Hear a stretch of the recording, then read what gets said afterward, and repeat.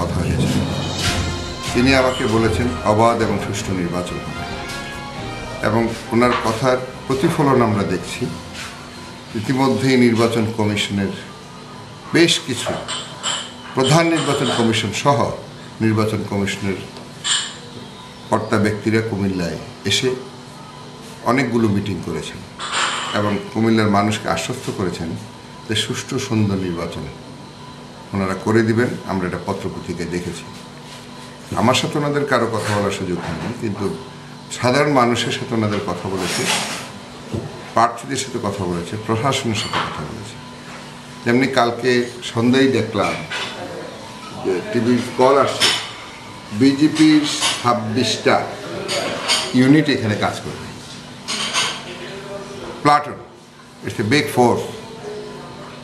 3টা প্লাটুন একটা ব্যাটালিয়ন হয়, 3টা বা 4টা প্লাটুন একটা ব্যাটালিয়ন হয়। 26টা প্লাটুন মানে কতগুলো ব্যাটালিয়ন চিন্তা করেন।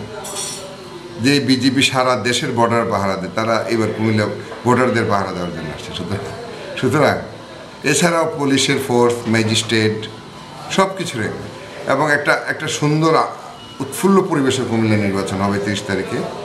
আমরা শহরে বের হলেই দেখি কমিশনাররা, কাউন্সিলররা, মেয়র প্রার্থীরা মানুষের কাছে ভোট চাচ্ছে। পর্যায়ক্রমে সকাল থেকে সন্ধ্যা পর্যন্ত শুধু ক্যাম্পিংই চলছে, মিছিল হচ্ছে। একটা সুন্দর ঘন পরিবেশ আমরা নির্বাচনটা আশা করি, এবং নির্বাচন শতভাগ সুষ্ঠু হবে। কোনো বিভ্রান্তি নেই। কুমিল্লার সকল মানুষকে বলবো, কোনো বিভ্রান্তিতে না থেকে আপনারা 30 তারিখ সকালবেলা 8টা থেকে বিকাল 4টা পর্যন্ত আপনারা ভোট কেন্দ্রে যে ভোট প্রয়োগ করবেন। আপনারা কেউ বাসায় থাকবেন না, ভোট কেন্দ্রে যে ভোট প্রয়োগ করবেন। আমাদের গণতন্ত্রের মানুষ কোন জননেত্রী শেখ হাসিনা চায়, মানুষের রায় যেটা হবে সেটাই হবে।